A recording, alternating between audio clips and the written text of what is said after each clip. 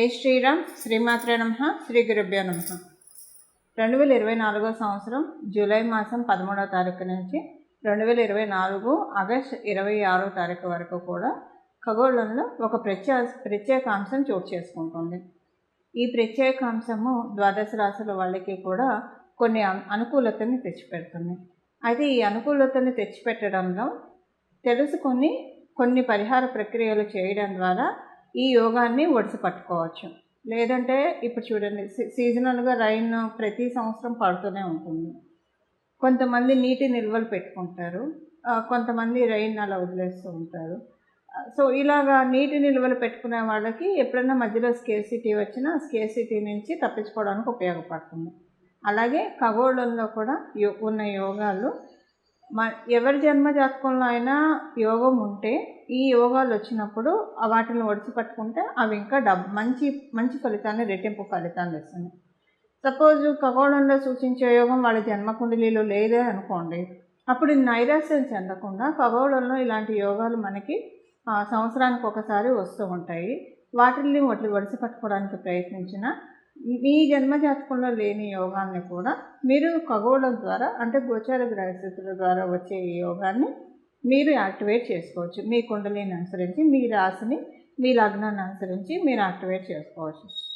ఇప్పుడు చూడండి, సమ్టైమ్స్ ఎలా ఉంటుందంటే కొంతమందికి అనుకోకుండా లక్కు తగులుతూ ఉంటుంది. లక్కు తగిలేది ఎప్పుడంటే సడన్గా వాళ్ళు ఉండి ఒకసారి లక్కీయెస్ట్ పర్సన్స్గా అవుతారు.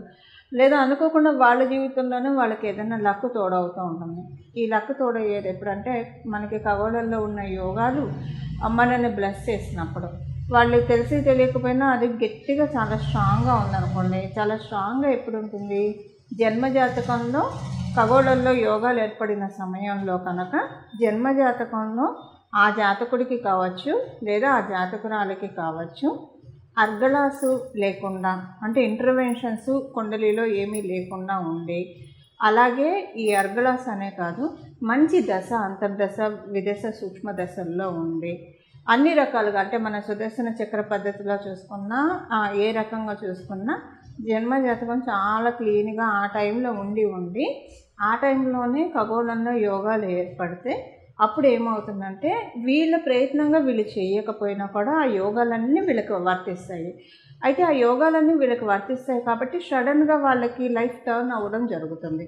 లైఫ్ టర్న్ అవ్వడం కావచ్చు, అనుకోకుండా వాళ్ళ వృత్తి వ్యాపారాల్లో కలిసి రావడం కావచ్చు, ఇలాంటి వాటి వల్లే జరుగుతాయి.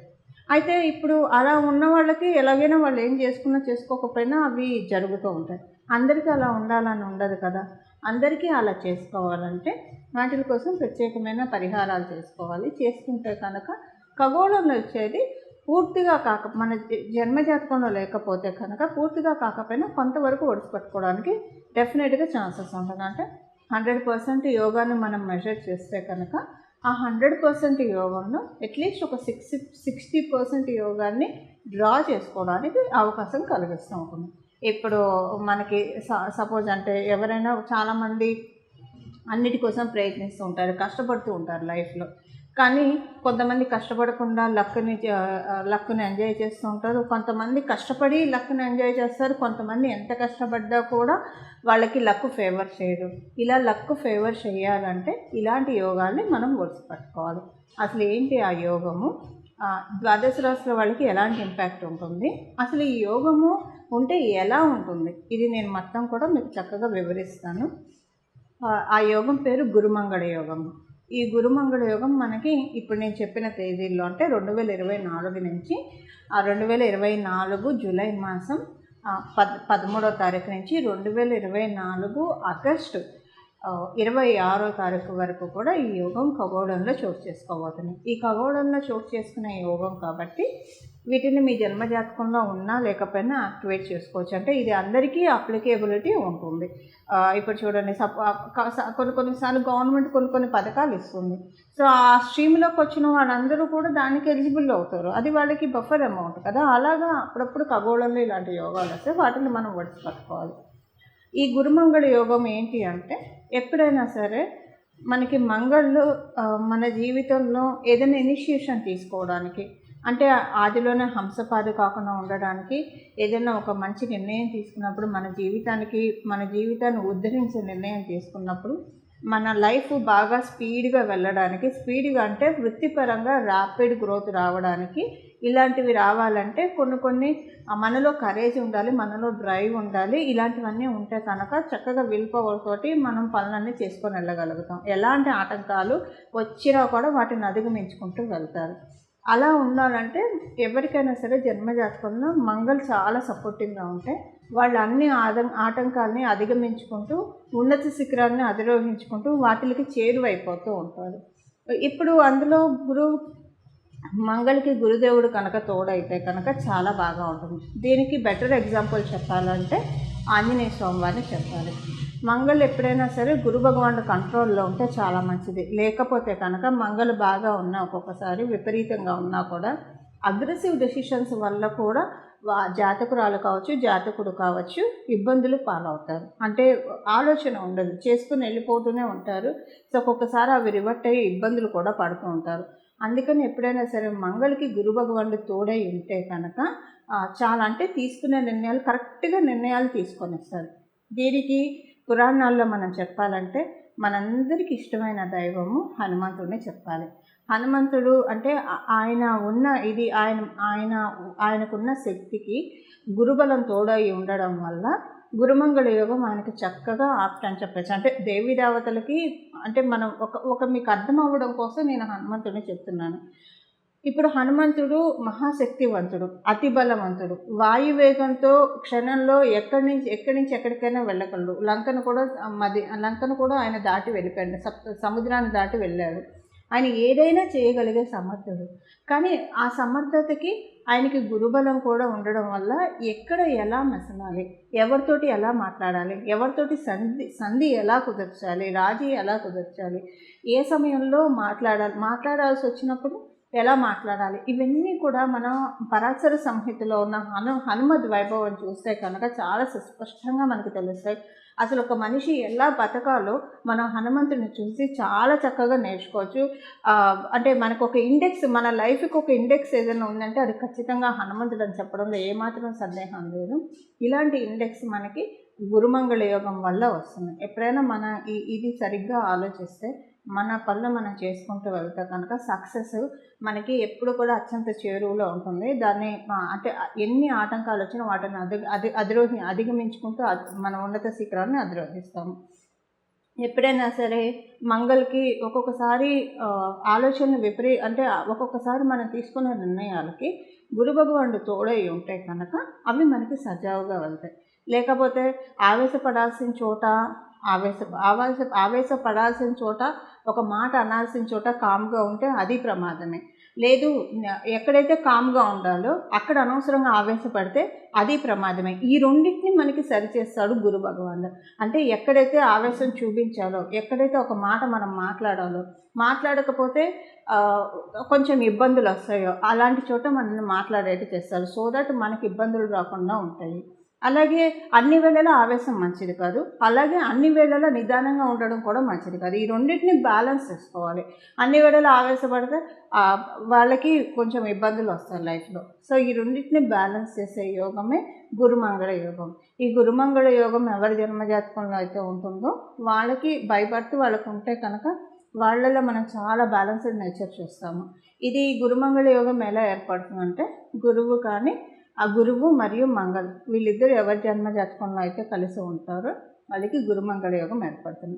అది కేంద్రాల్లో కోణాల్లో ఉంటే కనుక, అంటే చంద్రాత్తు కానీ లగ్నాత్తు కానీ కేంద్ర కోణాల్లో ఉంటే ఇంకా బాగా యోగిస్తుంది. ఒకవేళ అలా కాకుండా ఉపచయ హౌసెస్లో ఉన్నా లేకపోతే ఏ స్థానాల్లో ఉన్నా కూడా అవి అలా కూడా యోగిస్తున్నా ఉన్న స్థానానికి యోగం ఇస్తుంది. ఉదాహరణకి షష్ఠ స్థానాల్లో ఉందనుకోండి, వాళ్ళ లైఫ్లో కాంపిటేటివ్ స్పిరిట్ చాలా బాగా ఉంటుంది. వీళ్ళందరికీ గోల్స్ సెట్ చేస్తూ ఉంటారు.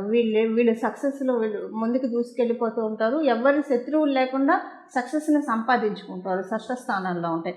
షష్ఠ స్థానం మీద వాళ్ళ దృష్టి పడుతూ కూడా ఉన్నా కూడా అప్పుడు కూడా సక్సెస్ఫుల్ పీపుల్, ఈ అజాత శత్రువులుగా సక్సెస్ఫుల్ పీపుల్ ఉండేవాళ్ళు చాలామంది ఉంటారు. ఇప్పుడు మనం రతన్ టాటా గారిని తీసుకుంటే ఇలా చాలామంది మనకి లైఫ్ స్టోరీస్ మనకి తెలుసు కదా. కొంతమంది లైఫ్ స్టోరీస్ ఎలా ఉంటాయంటే వాళ్ళ సక్సెస్ని చూసి ప్రతి ఒక్కళ్ళు ఆశ్చర్యపోతారు, అడ్మైర్ చేసుకోవాలనుకుంటారు. అలా అడ్మైర్ చేసుకునే విధంగా సక్సెస్ని గురుమంగళ యోగం ప్రతి ఒక్కరికి కలిగిస్తుంది. ఉపచయ హౌసెస్లో ఉంటే అది చేసే అందులో ప్రత్యేకించి 6th హౌస్లో ఉంటే ఇలా చేస్తుంది.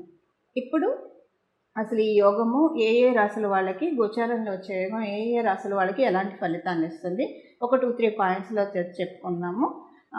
చేసుకోవాల్సిన రెమెడీ, ఏ రెమెడీ చేస్తే, ఏ పరిహారం చేసుకుంటే ఈ యోగం బాగా యాక్టివేట్ చేసుకోవచ్చు, ఇది కూడా మనం మేషరాశి వాళ్ళకి ఈ గురుమంగళ యోగం ఎలాంటి మార్పులు తెచ్చిపెడుతుంది. మీకు ద్వితీయ స్థానంలో జరుగుతుంది గురుమంగళ యోగము. ద్వితీయ స్థానంలో జరుగుతుంది కాబట్టి కుటుంబ పరంగా ఏమన్నా ప్రతికూలతలు ఉంటే అవి తొలగిపోతాయి. అలాగే మనీ పరంగా, ఆర్థిక పరంగా మీకు రావాల్సిన అమౌంట్స్ ఏమైనా ఉన్నా, లేదా మీరు చేపట్టే పనుల్లో విజయం, దిగ్విజయం ఇలాంటి వాటన్నిటికీ కూడా చాలా చక్కటి అవకాశాన్ని ఈ గురుమంగళ యోగం ప్రసాదిస్తూ ఉంది. అలాగే కొంచెం మంచి పాపులారిటీ రావడము, మంచి పేరు అంటే మంచి నేమ్ని మీరు సొసైటీలో రిటైన్ చేయగలుగుతారు. అలా మంచి పేరు, మంచి గుర్తింపు, గౌరవము ఇవన్నీ కూడా రావడానికి ఇవన్నీ కూడా వస్తాయి.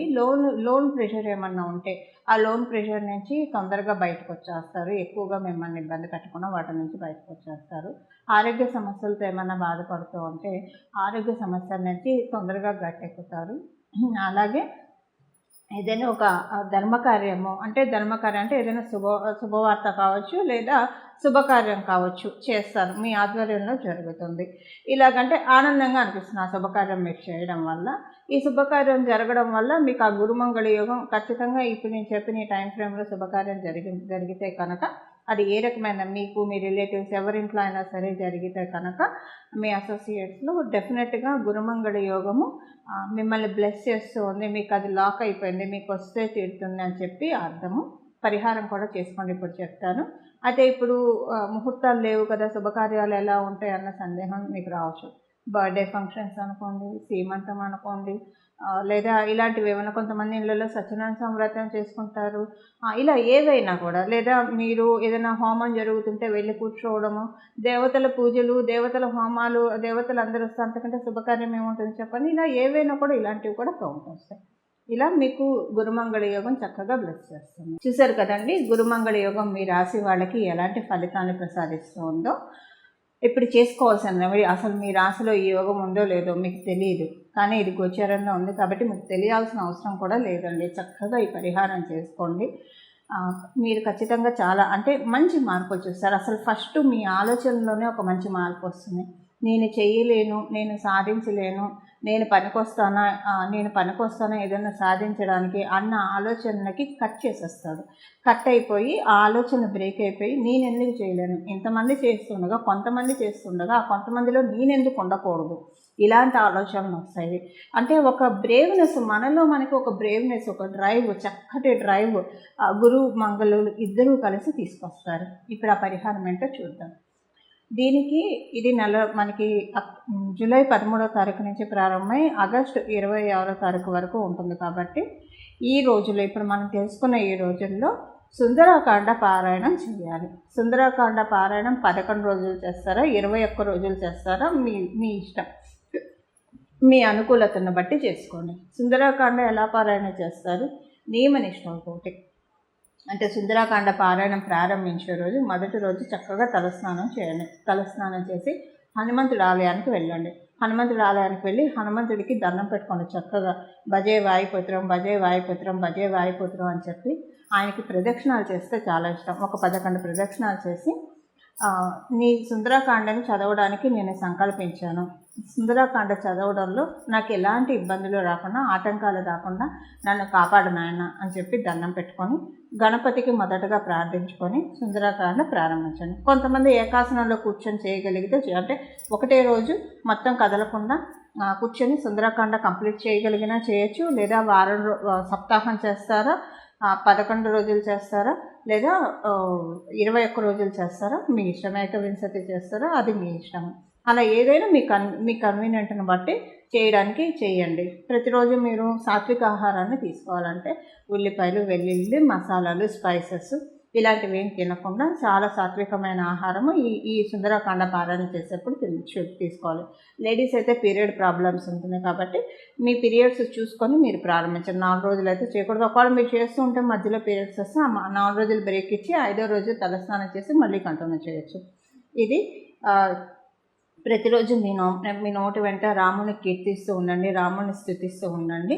ఇలా చేసి లాస్ట్ రోజు స్వామివారికి సింధూర పూజ, కుదిరితే వడమాల లేదా అప్పాల మాల వేయించండి. మీకు మీ స్తోమతను అనుసరించి వేయించండి. వేయిస్తే చాలా మంచి ఫలితాలు వస్తాయి. ఎప్పుడైనా సరే హనుమంతుడికి మీరు మామూలుగా కూడా ఇది చేసుకోవచ్చండి. హనుమంతుడికి సాయంత్రం పూట కనుక ఆకుపూజ చేయించిన, సాయంత్రం పూట వడమాల వేయించిన, అప్పాల మాల వేయించిన వెంటనే మన కోరిక తీరిపోతుంది. అంటే ధర్మబద్ధమైన ఏ కోరికైనా సరే వెంటనే తీరిపోతుంది. ఇది నా జీవితంలో నాకు చాలాసార్లు జరిగిన ఎక్స్పీరియన్సే మీకు షేర్ చేస్తున్నాను.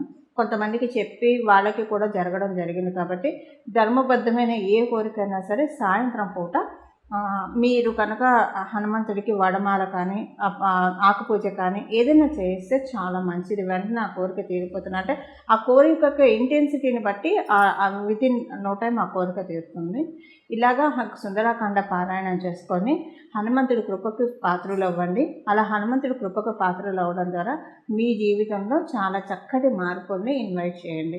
ఇలా మీరు అందరూ చేయాలని చెప్పి, మీ అందరి జీవితంలో సన్మంగళాలు జరగాలని చెప్పి, నేను కూడా మీ అందరి తరఫున మనందరి జీవితంలో సన్మంగళాలు జరగాలని చెప్పి మనందరి తరఫున హనుమంతుడికి శిరస నమస్కరిస్తూ మంగళం. నమో భగవతే వాసుదేవాయ.